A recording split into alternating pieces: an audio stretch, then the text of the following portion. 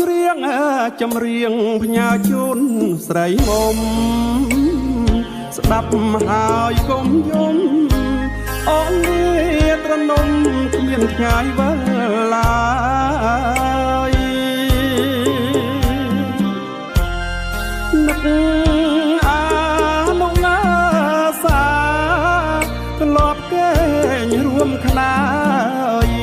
បញ្ហាតូចមួយឲ្យយើងឃ្លាតឆ្ងាយបងផ្ញើកូនផងណាស្រស់ពីស្រីបងគ្មាននិស័យថាកូនថ្លៃដោយទាល់ដៃឡើយរូបអូននេះងា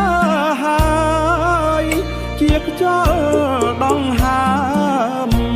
ជាទឹកសន្សើមផ្ដាំកូនឲ្យរស់